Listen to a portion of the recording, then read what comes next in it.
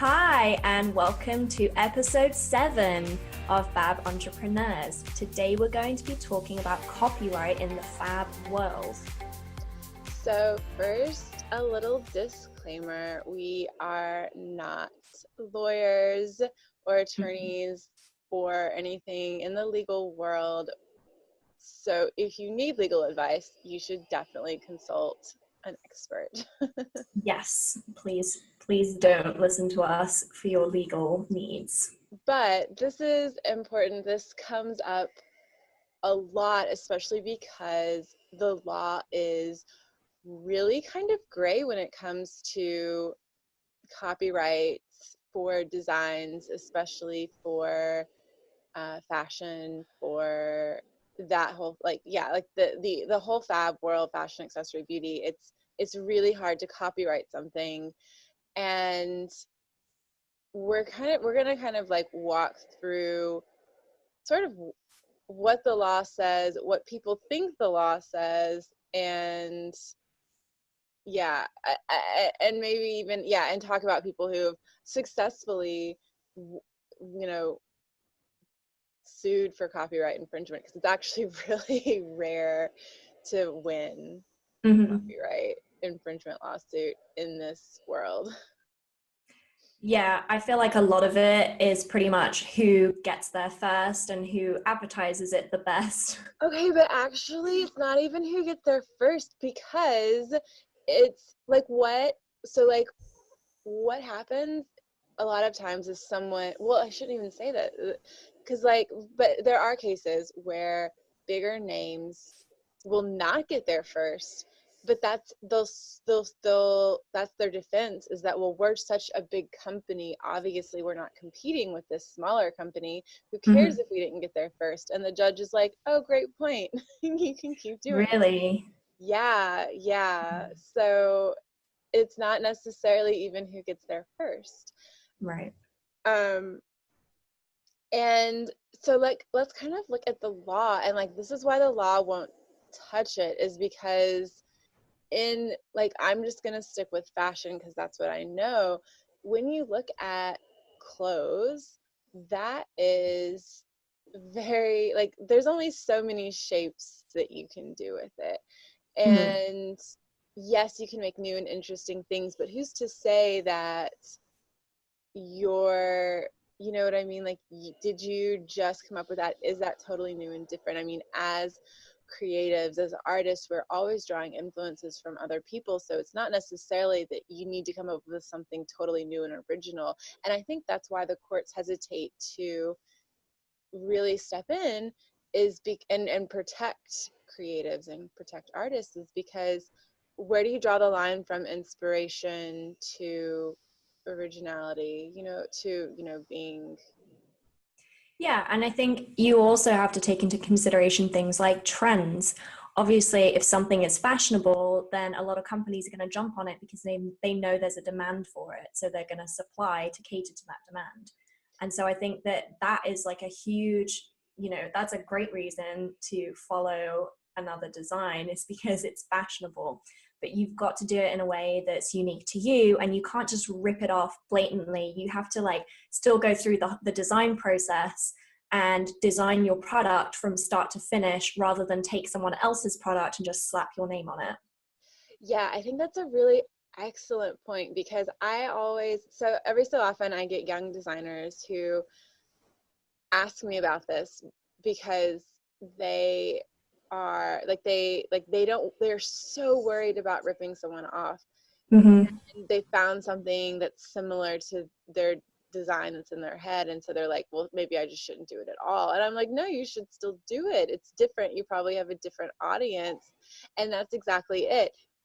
As long in the knitting world, what's copyrighted are the words, the pattern, the instructions. That is what is copyrighted. So if I look, I can totally look at something that's popular, and because I'm a designer, I know how to recreate it, and I can just totally rip that off. But I can't take that other designer's words in photographs. That is what's copyrighted. And I don't think a lot of people realize that. And that kind of gets into the ethical, should you be should you be doing that? But that's a whole like different question. Like you can definitely do that legally. Yeah, but I think, you know, when you have so many competitors as we do in this day and age, you don't want to create a company based on the idea that you just have to rip off other people's designs. Like you need to have something that's going to give you longevity. You need to have something that is unique and it's your handwriting and that you can be known for, on top of, you know, your great customer service and your value for money. You also need to have original, beautiful designs, because otherwise, why go into business? Okay, well, I mean, I'm not saying like you should do it. I'm just saying like you can. Yeah, no, definitely. Like if you are looking long term, yes, I think there's definitely a way to make a bit of money in the short term by ripping off someone else's designs if they're really popular and you can easily recreate them. But then what do you do after that? Well, yeah, and I think Aside from the moral issue of doing it in the first place, I'm thinking practically, if you've ever considered, you know, copying someone else's designs, whether it's out of desperation or just because you need to get started and you don't know where to go, it's not like a long-term plan, and obviously it's not a moral thing to do.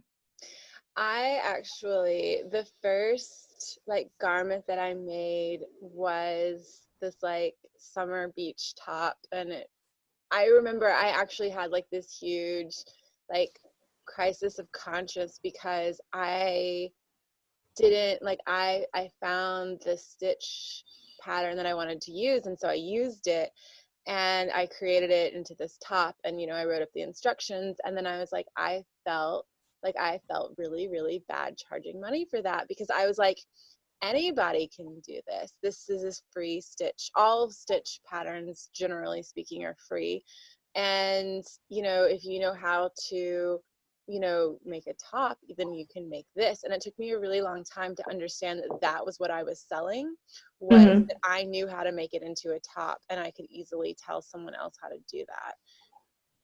But yeah, I had a like I actually like, and when people like, my second thing even was a cardigan with a lace pattern on the back, and everyone was like complimenting me like crazy, and I was like, but I didn't come up with this. Even though I did, like I had a lot of problems distinguishing what I was actually doing because I didn't quite know and understand. And I like that, this is why I know so much about copyright laws, is because I researched it very very heavily for that.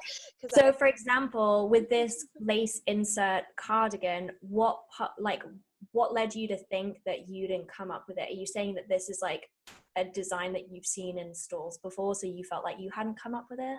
no, so the way it works for knitting is there are stitches, and so like I actually have this right here. This is like a very basic stockinette stitch, Mm-hmm. and it just looks like knitting for people who don't know anything about knitting.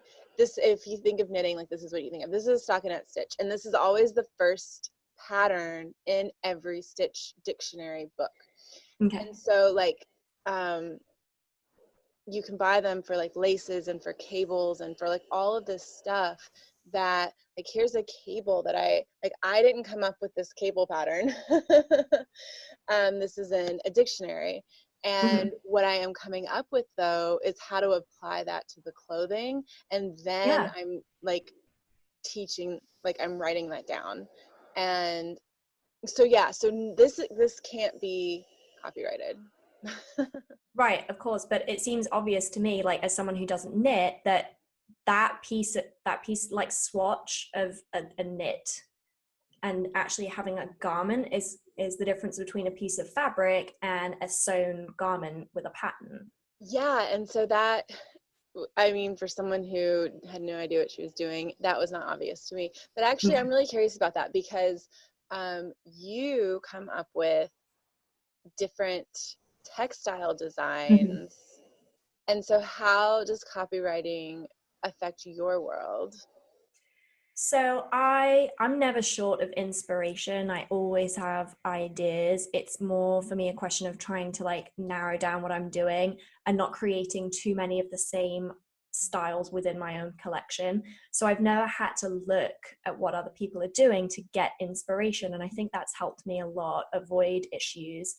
And I'm also aware of, you know, how important it is as designers that we don't use other people's ideas and inspirations and we have our own. So it's not something that I've ever thought about actively trying to do. So I have to say I haven't looked into the laws, but it's been ingrained in me since I went to art school, where you just didn't copy other people's work. It just wasn't done.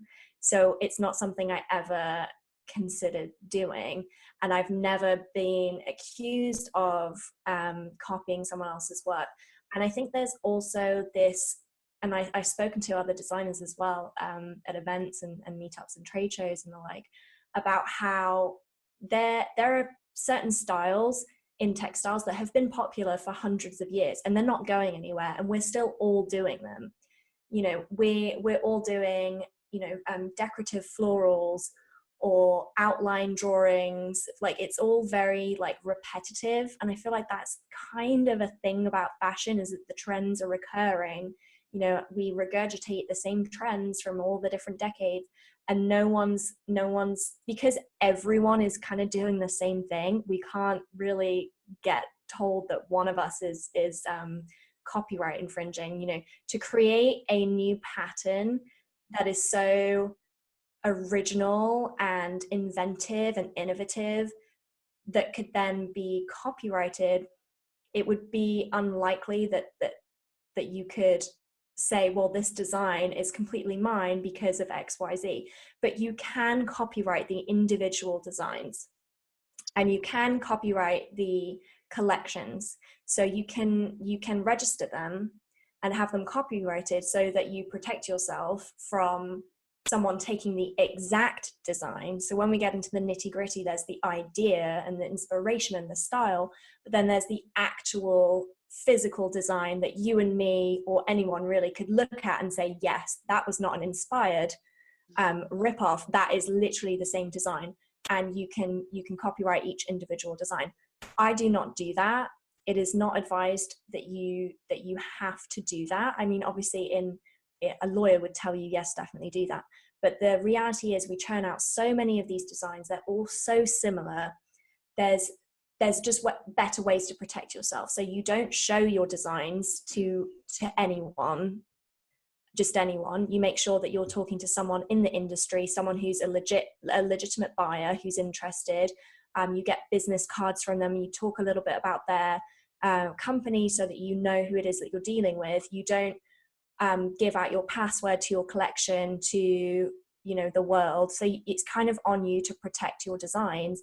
And also just things as simple as having a disclaimer at the top of your gallery page or an email. I have a disclaimer at the top of my email, which is something I'm happy to share on the website, on the blog, or wherever. I found it, I think, on Google, but I did quite a bit of research on it. And it's just like, you know, these designs are for you to look at to decide whether you wish to purchase them. If you don't, then you do not have any rights unless you make payment, yada, yada, yada. So that is, I found other ways to protect my work from being stolen. And I also just don't steal other people's work, if that answers your question. Okay, so actually, because you said a couple of things there, and Okay. I'm curious about a couple of them, because Okay. I think everyone generally can agree that coming up with your own ideas is best. Yes. Um, but at the same time, as you said, there's, you know, trends reoccur. You know, Mm-hmm. you do have classic pieces, and everything is just kind of recycled.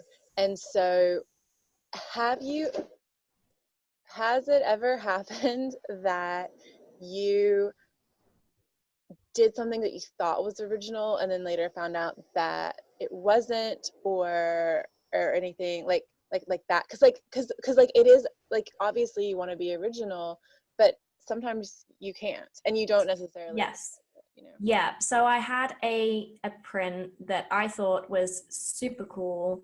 It actually wasn't one of my most labor intensive prints. It didn't take that long to do. It just kind of like slid into place and I was like, damn, that's awesome. Loved it. And I, you know, it was like hanging up front and center.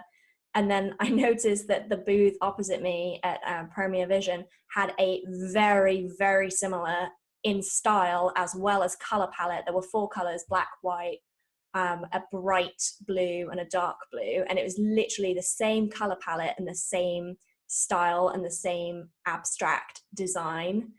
But there are enough differences that you know, if we put them side by side, we could say they're a completely different design, but really they were just so similar that if you wore it out, you would think that you had seen one or the other, if it were a blouse or a, you know, a dress.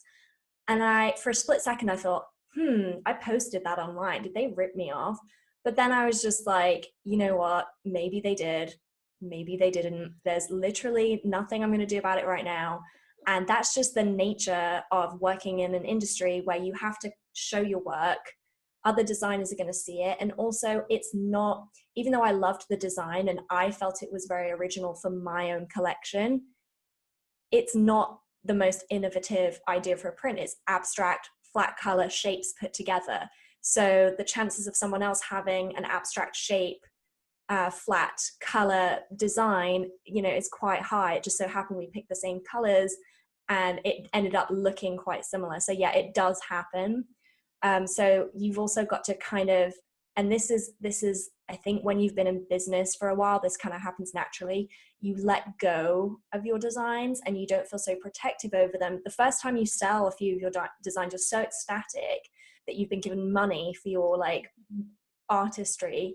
But then there's also this kind of pang like, oh, I loved looking at that. I loved owning that. That was mine. And now someone else has it. I don't even have the sample anymore. That's weird. And you get over it very quickly. And then you're just like, yeah, this is business as usual. And so you don't feel so connected to each individual design. And so it's easier if you see something out there that resembles what you've done to not feel, you know, like it's been ripped off. I love that. I had something sort of similar happen, and yeah, I never like really understood that until just now, but that was when I like let go of all of my designs. Mhm. Okay, I explained that I had this crisis of conscious with like my first two garments, and so my third garment, I like did something totally original. I came up with like this like very difficult, it was difficult for me at the time. It was very difficult pattern. It was like the orange Catalina that I wore on the beach. I don't know if you remember that picture. I do, yes. Very nice. And I was so proud of that sweater. I still am, like it's fine.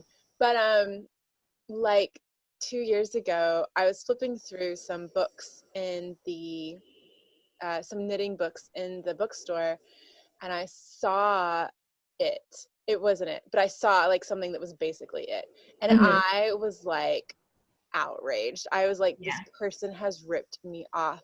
And I Mhm. even pulled up my design to compare, like I did exactly like you said, I laid it side by side and I Mhm. could see how it was different.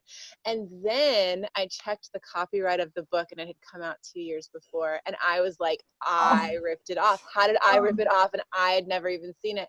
And like that was when I realized that like I just could like I couldn't worry about it. Yeah, I think that's just generally great life advice. Like, you'll just be a happier person if you don't worry about things. I'm not saying like don't worry about copyright. It's not an issue. Yeah, of course, you should worry about protecting your work and you should worry about stepping over lines when you're, you know, getting inspiration from other people's work. But I think also you just have to accept that there are going to be designs out there that are similar. That's just, you know, art and design and product. Like, you can't control that. We're not inventors. Right. And I think that's one of the things I actually was telling someone about my design process because I do get inspiration. I mean, from everything, obviously, but like I love looking at fashion magazines. And I was showing someone my inspiration for, like, I came out with a cardigan recently. And And he was like, that looks nothing like your inspiration picture. Like you Mhm. failed. And I was like, no, this isn't, I wasn't trying to Love it. recreate it. Love that. Like that is such like a is it left brain? No, right brain way of going about things. Like, well, that was your assignment, was to copy it, and you didn't copy it. So I Yeah. love No, it wasn't my assignment to copy. Like I didn't want to copy it at all. But I love like the feeling that the picture evoked. And I will that. totally, I clip pictures like that all the time where I just love the spirit that the photographer captured, that the model was Mhm. conveying. And I want to recreate something like that. Like obviously I'm knitting, so I'm not going to recreate something exactly. Yeah. I know someone who thinks it's her job. She spends like days researching before she like comes up with it to make sure she's not copying somebody else. And like I just don't do You that. know, I think the one time where that is merited is when you're having a release. I think it would be terrible if you're releasing a pattern Mm, and someone else is launching and or doing a pattern release at the same time, a very big company or a very popular indie company, and it's the exact same silhouette. I think that would be a mistake.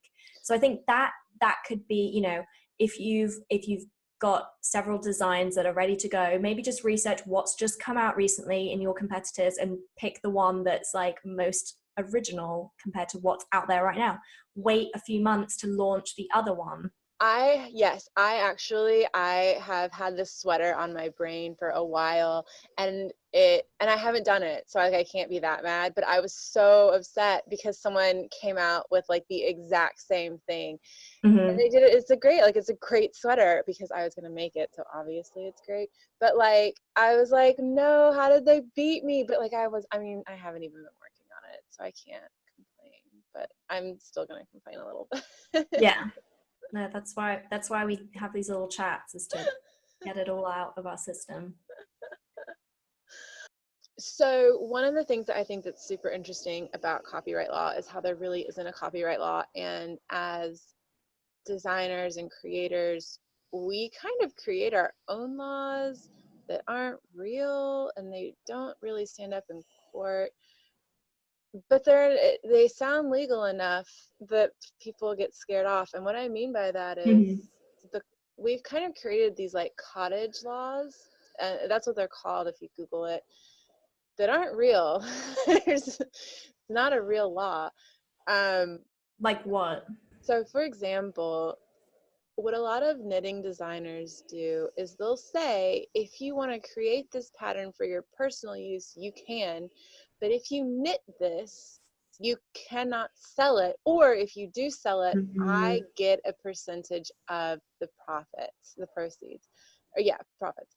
Um, and a lot of knitters are like, oh, of course, here is your money. That's not a real law. Yeah, and also if I were a knit designer, I would definitely not want to go for that option, because I think your sales depends largely on your like business acumen and your promotion and your, you know, money that you have to spend on advertising. And so I unless I know that you're going to hit a certain number, I don't want a percentage of your small amount of sales. No, Well, thank you. I mean, and I've actually had people contact me and ask if they can sell my stuff, and I tell them yes, because legally, that's not my place. You know, they can do whatever they want, and they But don't they even can't sell on your designs as their own designs. know. So that's different. If they take my work and put their name on it, and they try and sell that, that is illegal. But if they create something separate from my creation, and my creation is the pattern, and if they Mhm. create something from that, that is theirs, and they can do whatever they want with that. Well, yeah, I suppose it's like what the rights are. So for textile design, depending on whether you're selling something exclusively outright or not, you would sell it to a company for a higher amount, and then they would have to they will have those rights then, and they won't revert back to you. But that's because they're going to then use that design and put it on whatever they want to do and sell it. So they buy it outright from you, knowing that they're going to have full rights to that Yeah. design. Yeah, I think it kind of goes along with, and this is a really, really popular basis that doesn't actually have, this is a really popular saying that doesn't really have any basis in law, which is that, you know, if you change a design, you have to change it like 7 different ways, Mhm. and then it's your design. I think that became misconstrued from the law that was, and when I say law, I'm not sure if it was a law or if this was like a just a rumor. But when I was in my art school was a fashion school, and it was like, well, if someone did go after you and say you copied them, you would just have to prove that there were 6 differences. So basically, they've taken the idea that there should be 6 differences if there's a question of whether this is the same thing, and they've taken that and said, oh, well, I can take something and just make 6 changes. Like, that's 2 separate ideas, and I think we've gone from one to the other like way too fast. Yeah, and I think that that someone did try and use that in a court of law, but it's a really hard defense. Well, and actually, and this is kind of interesting because we can talk about we'll talk about this in a minute, this Mm-hmm. artist who successfully sued, because like the people who will only make the minimum amount of changes, like what really, I mean, when you look at that, what really constitutes as a change?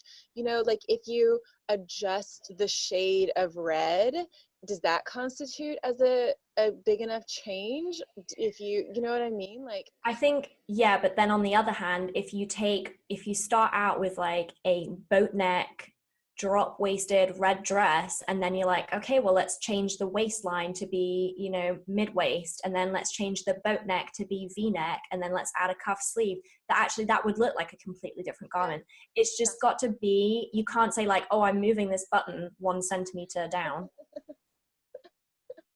I think it's common sense at the end of the day. Well, yeah, but that's my whole thing is like if you are changing the neckline and you're changing the waist, then are you even like why do you need to make 6 changes? Because that's a totally different thing. So like don't even worry about it. I Mm-hmm. think that sort of thing is really only when you are sort of ripping someone off. Yeah, when you're intentionally doing it, yeah. Yeah. And that, you know, and that actually can lead me to, I think that's so interesting because that's why you do see copycat dresses like after award shows, like the next Mm-hmm. day you can buy those dresses is because you have people who can look at that and like can reconstruct it, and that's legal. But it's totally illegal to go to Chinatown and buy, you know, a Coach purse that is not actually a Coach purse because that's Yeah. the logo that they're, you know what I'm saying? Like, Yes, and I think my opinion on that is that the designer of the Oscar dress mhm. is not concerned about losing out sales to the market who are buying the knockoff dresses for $5-10. I think they feel like it's very obvious that this is a knockoff. Those people were not going to buy their $20,000 dress anyway. So they feel like it's just an inevitable part of fashion, and it's a completely different market, so they don't care. But then there was also in the news a while back, I think it was Tommy Hilfiger, but I'll fact check and put it in the show notes, was saying that he wanted to scrap having the such a long period between the shows and when the garments were sold, because he felt it gave too much time for these fast fashion retailers to knock it off and put it out there, and then what he was putting out there when it was ready just wasn't news anymore. It was so ripped off. But I think that the French stopped that, the Parisians stopped that, because they wanted to keep the integrity of the industry going. It's been running for so many centuries, and there are so many jobs involved in this seasonal schedule, that if you just axed that, it would completely disrupt that industry. So wait, what did the French do? I'm a little confused by this. They were like, no, you can't do ready to wear and just have it straight on the street. Like, you can't go from catwalk and buy things off the catwalk. You have to go through the process. but I'll definitely Oh, fact check this. This oh, was a oh, while so you ago. can buy it off the catwalk. Okay, Yeah. okay. That's what I was like. It was like see now, buy now.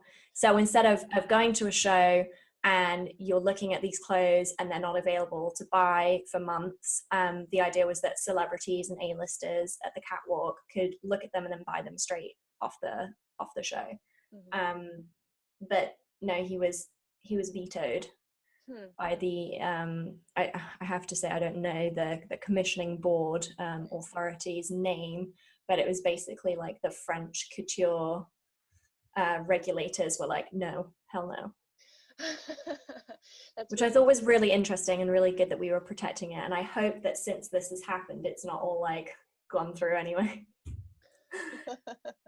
so obviously copyright or obviously stealing is wrong.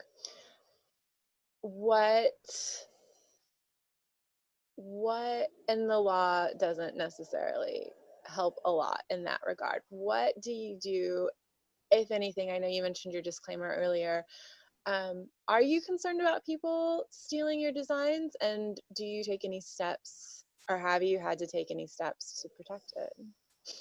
Yes, I am concerned about people stealing my designs. So I follow best practices, which is to not upload the flat, full file onto social media, and to send low res images when I'm sending them to people for their deliberation, rather than selling them a perfectly clean, large, flat file, which they can then just download and say, no, I don't want it. But then there's also the question of them, the companies having the physical design is one thing, but then when they don't have the rights to it, if you're dealing with professionals, which in most cases you should be, they're going to be very reluctant to use your design that you've been emailing back and forth with them over, because there's proof that you have given them this design and that you've had a disclaimer in an email, and that it's very obvious that you are in business and that you're not giving them this design for free, that they would then go and use that, because it would be very easy for you to see that they had used your design and for them to be caught out, and you would have proof because you had the email and you sent them the file and they've used it. So I see it in two parts. One, there is the design itself, and then two, there are the rights to the design. And in textile design, what you're paying for is not just the design so that you don't have to spend the time coming up with it, you're paying for the rights. So it's much easier to pay the fee than it is to open yourself up to a court case. And so I feel like in that respect, I'm not worried about my designs being ripped off. But then there is the concern that other designers might steal my designs or copy my designs.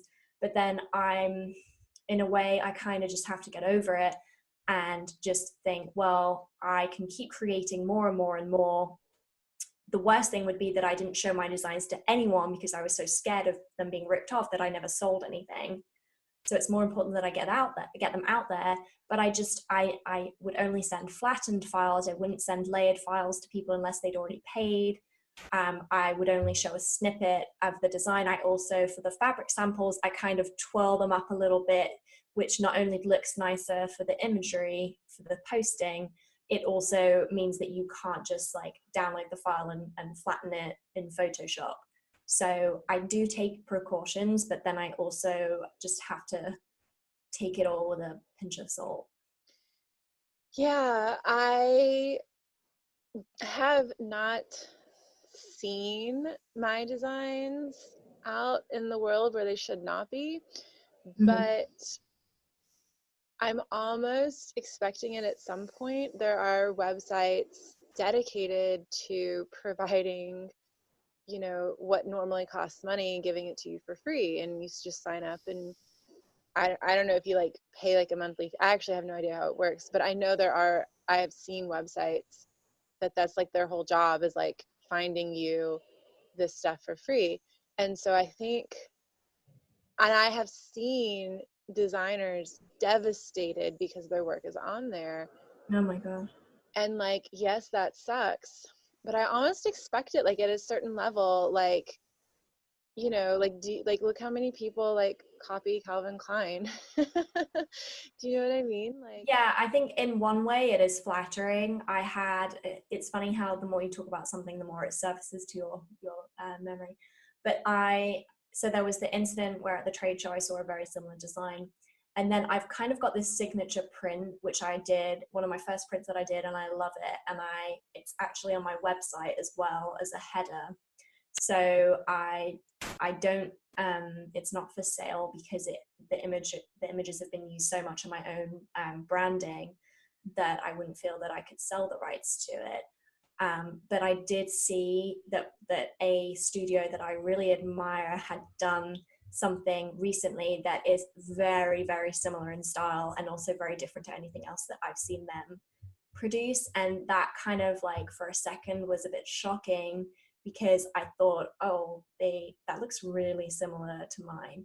But then the second emotion I had was kind of like flattery. I was like, wow, I really like that studio. I really love their work and I like aspire to being them. And they have taken one of my designs and shown it to their designs and said, do something like this. It's possible that's not how it went down, but it's also possible that that is what happened. And I know that that does happen. Having worked in-house, I know that that happens all the time. And then I just let it go. yeah. Because you can't do anything about it and you don't want to lose sleep over it. And you just have to create something else. And I know that's like a really harsh reality and maybe not what you want to hear. But you can't, unless they had taken that exact design and you had proof that they had taken it and you saw the whole file, because I'd only seen like a section of a fabric swatch and it seemed very similar, there would be no way to prove it. Yeah, like you can send like a cease and desist order, letter, and then hope that they hope that they do, because then that's when you start entering, you know, if it is an exact ripoff, you can send a cease and desist letter. Yes, yeah. And If you were confident, you'd seen the whole product, the whole design, and you were sure that they had just literally copied and pasted it, then yes, your first step would be to send a cease and desist, and then you would want to go ahead and get yourself some representation or go to a small claims court or whatever.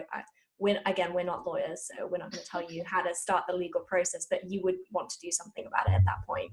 well, yeah, so actually I was out a few weeks ago and I was talking with a graphic designer, and he was telling me that he had met this illustrator, Tuesday Basson, who successfully sued Zara, the company Zara, for ripping off her designs. And she's still, I believe, in litigation with Hot Topic. And I can post a link to this. Yeah. To her designs, and it's so interesting because they did basically rip them off, but at the same time there were just tiny tweaks. And I remember going back to what we were saying earlier, like Zara's defense was she only has, you know, X number of followers and we get like 98,000 hits every day. Why would we even bother looking at her work? Right. Okay. And so their claim was they've never seen her work and it was a coincidence. Yeah, they've never seen her work. She's insignificant. Like they're like a big company. And you know, the judge agreed with them originally. And because, I mean, compared to Zara, like this is, I guess, small numbers. She has like 138,000 followers on social media, which is like huge for me. Like I think that's a huge amount. I think that's a lot for an individual designer, and so I think if you typed into Google, you know, illustrative tiger, and you were looking for a specific style for a hand drawn tiger, she would probably come up like quite high. I mean, I think that's actually that. So that was kind of how the conversation went with this guy that I was talking to, with my friend. I was like, how do these companies, like, surely someone at Zara wasn't like, go find a young upcoming designer and bring me all of her work and let's copy it. You know, like, I'm pretty sure that is not how the conversation happened, but it does happen. Forever 21 does it. You know, I hear about them a lot too, copying designers' work. So like, I was like very curious how it happens that these really big companies, because I'm sure they can afford to pay for original artwork, and I'm sure they can afford all of this. How does that Yes. happen?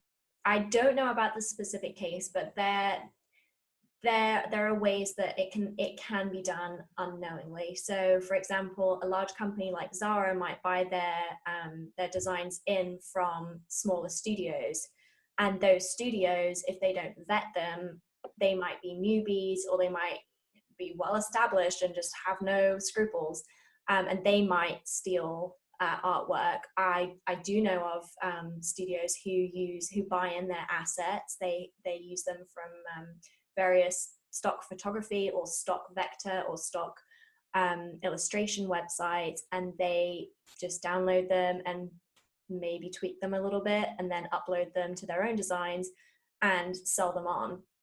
And so a company like Zara would buy that, and they probably wouldn't research, you know, whether this design had been ripped off, because you assume when you buy something from someone and you've bought the rights, that they owned the rights to that thing in the first place. But not everyone does.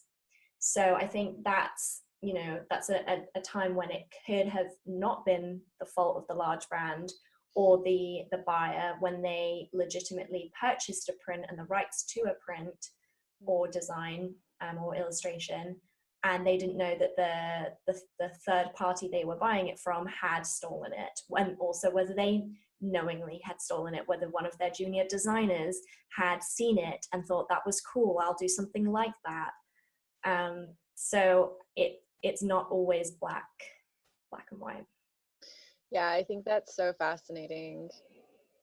I think it's so fascinating because obviously no one wants to be ripped off, and but then yeah, like to find yourself in that situation, I'm sure the companies aren't that evil. Although copyright can seem scary, whether that's your own work being ripped off or infringing upon someone else's rights, you can protect yourself. You've just got to work with integrity and with your own designs, and be careful where you put your designs and who you show them to, without being super paranoid to the point that you don't sell anything because you don't show your work. Very well put, Rachel. Thank you. So I would love to hear any stories that you guys have about copyright, whether it's something that you struggle with, or whether you've got an actual event that happened to you where someone stole your work, or you weren't sure whether a design that you come up with was original, or whether it was something that you've been inspired by too much. I'd love to hear stories about that. I think that would be fascinating. Please do share. We have a Facebook group. Kristen, tell us where we can find the Facebook group. Yes, we have a Facebook group now. We will have a link up to that, or you can go to our Facebook page, Fab Entrepreneurs. It is linked. So there is a link at the top, and if for some reason you don't see it, you can just go over to the side where it says groups and click on that, and you'll see our group there. Also, if you want to come yell at me about what I said about cottage laws, just totally feel free to do that. But oh my God, yes. Let's open the floodgates. Let's have a conversation. Let's have a conversation about this. Like, if you think that we're completely crazy, tell us. Let's talk about it. I think it's a really interesting topic, and it's something that is not always at the forefront of a creative's mind, but it's important to, you know, think about in your business to make sure you don't get. Well, I mean, I don't know. I think it is. It's always still at this point. It's still kind of at the forefront of my mind. I just don't worry about it as much anymore. I think it's actually really important, because the laws are so great, to have this conversation, because that's really the only way that we can protect ourselves and our work.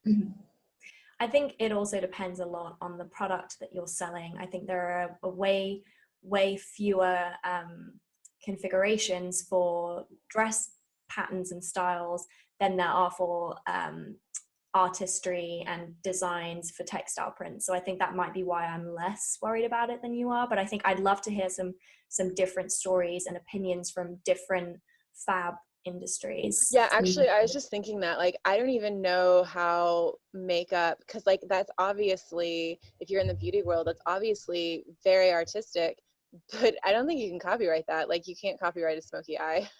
I think no, but I think you can copyright the ingredients and the quantities of the ingredients in your lotions and potions. That's true. That's very true. So yeah, so come find us in the Facebook group, and we would love to have this conversation about this episode. Also, we have a website now. It is still a little bit under construction, but for the most part, it is there. So come check us out. You can get all of our back episodes there. And yeah, we would love to hear your feedback on that as well. So fabentrepreneurs.com is the website. Oh, yeah. And then we have Instagram and Facebook. So please talk to us. We'd love to hear about your business and any problems that you're facing, and also, wins. Let's celebrate the good stuff as well. Oh, absolutely. Definitely celebrate all of the great stuff. So hopefully we will see you soon. And if not, we will see you next Wednesday at 10 a.m. All right. Bye, guys. Bye.